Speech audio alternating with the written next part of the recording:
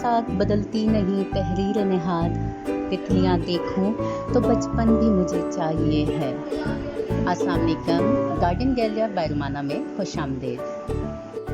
आप सबको ये एक बैम्बूस का बना हुआ DIY सेटअप नज़र आ रहा होगा और इसकी एक साइड पर आपको दिख भी रहा होगा एक वाइन लिपटी हुई बढ़ती जा रही है, जिसे इंग्लिश में स्टार ग्लोरी, साइप्रस वाइन कहते हैं और हिंदी में इसको इश्क पेचा की बेल कहते हैं, उर्दू में अमर बेल, पश्तो में नीलादारी और अरबी में लहलहाब बोलते हैं। इश्क पेचा में और भी कई सारी वैरायटीज़ हैं, जिनमें सबसे ज़्यादा मशहूर जो है वो अमर बेल है और आकाश बेल है, मॉर्निंग ग्लोरी और ये साइप्रस वाइन जो आपके सामने है, ये सब इश्क पेचा की ही वैरायटीज़ हैं। ये बेलें जिस दरख्त से लिपट जाएं उसको बिल्कुल ख़त्म करके रख देती हैं। पहले वो पीला होना शुरू हो जाता है, आहिस्ता आहिस्ता करके वो दरख्त सूख जाता है। इश्क पेचा की ये वैरायटी जो है स्टार ग्लोरी या साइप्रस वाइन, ये इतनी ज़्यादा ख़तरनाक नहीं है। उसकी रीज़न ये कि इसका लाइफ साइकिल सिर्फ 4 महीने का होता है, उसके बाद ये खुद ही ख़त्म हो जाती है। मैं हमेशा इस वाइन के लिए एक ख़ास स्ट्रक्चर बनाती हूँ, क्योंकि ये सीज़न में एक बार होती है ग्रो, तो इसके लिए मैं हमेशा कोई ना कोई नया सेटअप बना रही होती हूँ। लास्ट मैंने इसका बैम्बूस के साथ एक सेटअप बनाया था। इस दफ़ा मैंने बैम्बू का तो इस्तेमाल किया, लेकिन उसके साथ साथ मैंने एक टोपियारी किस्म की इसके लिए बना दी कि ये वाइन किसी और पौधे पर ना जाए और सिर्फ जो टोपियारी मैंने बनाई हुई है उसी के गिर्द लिपटती रहे। वाइन की जगह जगह से शाखें निकलती रहती हैं और उनको बस सहारे की ज़रूरत होती है। जैसे ही उनके पास कोई सहारा मिलता है वो उसकी गिर्द लिपट के बढ़ना शुरू हो जाती है और जगह जगह से ग्रो हो रही होती हैं। सीड से भी उगाई जा सकती है और जो न्यूली इसकी ब्रांच निकल रही होती है उसको अगर काट के लगा दें तो वो भी ग्रो हो जाती है। स्टार ग्लोरी इसीलिए इसे कहते हैं कि इसके जो फूल हैं वो बहुत ही खूबसूरत स्टार शेप के होते हैं। मतलब फूलों के रंग जो है वो रेड में भी आती है, वाइट में भी आती है, ज़्यादातर रेड और वाइट में ही पाई जाती है। इस वीडियो में मैं आपको यही दिखा रही हूँ कि इसको मैंने सीड से ग्रो किया।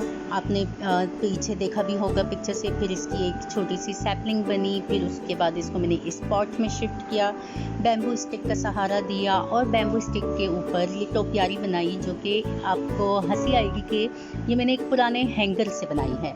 एक हैंगर जिस पर मैं जो भी लटकाती थी कपड़े वो ढलक जाता था नीचे की तरफ, तो इस्तेमाल में नहीं था, तो मैंने कहा चलें इस कुछ बेहतर ही कर लिया जाए, इससे कपड़े तो इस पर लटक नहीं रहे।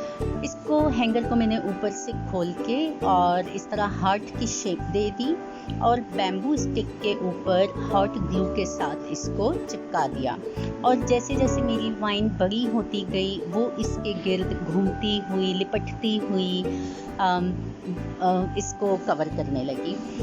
इस वीडियो में आप इसकी जर्मिनेशन से लेके इसके सीड हार्वेस्टिंग तक आपको कुछ क्लिप्स भी नज़र आएंगे, कुछ पिक्चर्स भी नज़र आएंगी, जो कि मैं आपको साथ साथ डिफाइन करती रहूँगी। एडवाइस यही होगी मेरी आपको कि जब भी आप इस वाइन को उगाएं तो इसको दूसरे पौधों से ज़रा सा फासले पे रखें।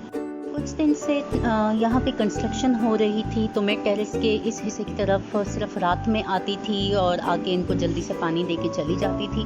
तो ये वाइन देखिए किस तरह ग्रो होके इसने पूरी टोपियारी को, स्ट्रक्चर को कवर कर दिया और आंधी चली थी कल रात तो ये इस तरह गिर भी गया। तो चले मैं आपको दिखाती हूँ कि मैंने इसको दोबारा से कैसे फिक्स किया। मैं इसे उठा के थोड़ा सा साए में ले आई हूँ और ये देखिए इस पर कितना खूबसूरत स्टार शेप में फूल खिले हुए हैं, बहुत खूबसूरत लगते हैं। जो मेरा मकसद था कि मैं इसको एक खूबसूरत सी हार्ट की शेप दूँ, वो कंस्ट्रक्शन की वजह से मैं नहीं कर सकी। हॉट ग्लू गन ली, उसको गर्म किया, इसका जो बैम्बू का होल होता है उसमें सारी ग्लू भर दी और उसके बाद फिर मैंने इसको फिक्स कर दिया। अच्छी खासी आपको इसके अंदर ग्लू जो है वो फिल करनी पड़ेगी और इसको इसके अंदर जब हम दबाएंगे तो उसके बाद इसको कुछ मिनट तक पकड़ के रखना होगा ताकि ग्लू जो है वो ड्राई हो जाए और ये जो टोपियारी स्ट्रक्चर है ये सही से फिक्स हो सके। खूबसूरत फ्लावर्स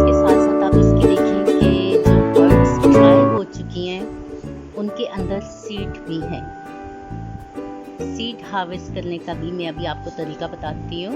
देखिए, कुछ बर्ड्स ग्रीन कलर की हैं और कुछ बर्ड्स जो हैं वो ब्राउन कलर की हैं। ग्रीन कलर की बर्ड्स को आपने अभी नहीं छेड़ना, उसके सीड अभी कच्चे होंगे, वो ज़ाया हो जाएंगे अगर आप उनको तोड़ेंगे।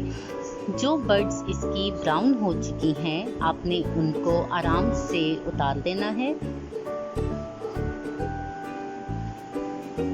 ये देखें, दिन के जैसे जैसे टाइम ढलता है दोपहर का, तो इसके फ्लावर्स जो हैं वो बंद हो जाते हैं और सुबह के वक्त इसके फ्लावर्स जो हैं वो पूरी तरह खिले हुए होते हैं। मुझे बेहद पसंद है ये साइप्रस वाइन। हर साल मेरी कोशिश होती है कि मैं इसे अपने घर में उगाऊं। और ये मसरूफ़ रखने का भी एक बेहतरीन ज़रिया है, क्योंकि अगर आप इसको किसी टोपियारी स्ट्रक्चर पर चढ़ाते हैं तो रेगुलर आपको इसकी ट्रिमिंग करनी होती है, इसको मेंटेन रखना होता है, जो कि मैं इस बार नहीं कर सकी। ये देखिए, सीड्स जो बिल्कुल रेडी हैं हार्वेस्ट के लिए, ब्राउन पॉट्स, इनको सिर्फ हमने उतारना है। ये देखिए, इस साइड पे सारे ग्रीन कलर के पॉट्स हैं, ये सीड अभी रेडी नहीं है। क्योंकि मौसम ठंडा होता जा रहा है तो इसके पत्ते भी जो हैं वो आहिस्ता आहिस्ता पीले होने लगे हैं। कोशिश करें पीले पत्तों को साथ साथ रिमूव करते रहें।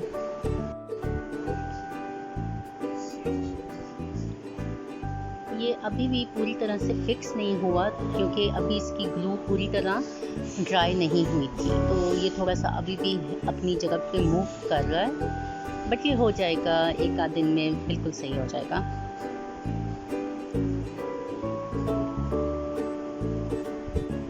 जब ये फ्लावर से भर जाता है तो बहुत खूबसूरत लगता है। एक आइडिया ये भी है कि आप इसके इसी शेप में फेरी लाइट्स लगा दें और रात को जब वो फेरी लाइट्स ऑन करें तो ये बहुत खूबसूरत दिखेगा। चलिए हार्वेस्ट करते हैं। इसके जो सीड रेडी हैं, ये देखिए, इसके सीड एक पॉड में समटाइम 2 सीड होते हैं, समटाइम 3 सीड्स होते हैं।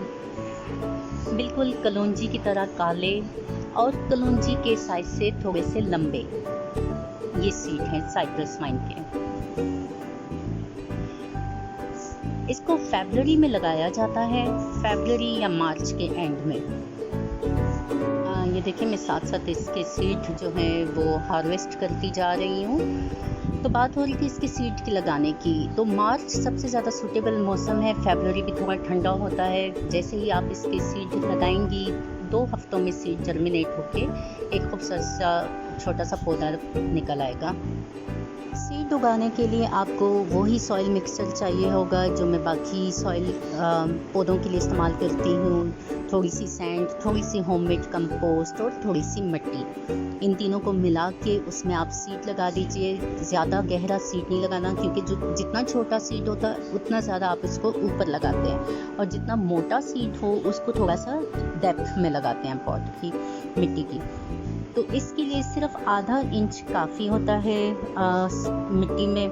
आप बेस्ट तरीका ये है कि पहले गमले में आप मिट्टी भरें, मिक्सचर जो आपने बनाया हुआ है सॉइल का वो भरें, उसके बाद उसको अच्छे से पानी दीजिए कि गमले के ड्रेनेज होल में से पानी निकल आए। जब पानी बैठ जाए, मिट्टी सारा पानी एब्जॉर्ब कर ले, उसके बाद आप फिंगर से छोटे छोटे होल्स बना के आधा इंच डीप इसको लगा दीजिए इन सीड्स को, और होल को ऊपर से कोकोपीट के साथ कवर कर दें। 2 हफ्ते मैक्सिमम उसमें इसका सीड आपके पास ग्रो हो जाता है। और जैसा कि मैंने आपको बताया कि इसका लाइफ साइकिल जो है वो बहुत शॉर्ट होता है, सिर्फ 4 महीने 4.5 महीने तक ये वाइन चलती है। उसके बाद ये इसके पत्ते पीले होने शुरू हो जाते हैं, फिर पीले होके गिरते हैं, कुछ ब्राउन हो जाते हैं और आखिर में ये बिल्कुल ड्राई हो जाती है। मैंने इसके काफ़ी सारे सीड हार्वेस्ट कर लिए आज, और बाकी जो ग्रीन पॉट्स हैं ये भी कुछ दिनों तक बिल्कुल रेडी हो जाएंगे, ब्राउन हो जाएंगे, तो मैं इन्हें भी हार्वेस्ट कर लूँगी। व्यूअर्स, ये देखिए इसको मैंने किस तरीके से बनाया। जैसा मैं पहले बता चुकी हूँ आपको कि मैंने एक हैंगर लिया जो मेरे काम का नहीं था, उसको मैंने इस तरीके से फिक्स किया। आहिस्ता आहिस्ता से ये वाइन उस पर ग्रो होती रही। आप चाहें तो सिर्फ आउटलाइन में भी इसको ग्रो कर सकते हैं, दरमियान का पोर्शन आप खाली रख सकते हैं, लेकिन मुझे थोड़ा भरी हुई लुक चाहिए थी तो मैंने इसे फिल किया। भी फ्लावर को खिलने के लिए धूप चाहिए होती है तो आप इसको धूप में ही रखिएगा। पेस्ट अटैक में मिली बग्स का अटैक होता रहता है तो उसके लिए आप ऑर्गेनिक स्प्रे का इस्तेमाल करते रहिए। और आखिर में याद दहानी कराऊंगी कि अगर चैनल को सब्सक्राइब नहीं किया हुआ अभी तक तो सब्सक्राइब कर दीजिए। अपना ख्याल रखिए और अगेन यही कहूँगी कि प्लास्टिक इस्तेमाल करने से गुरेज कीजिए। अल्लाह हाफिज़।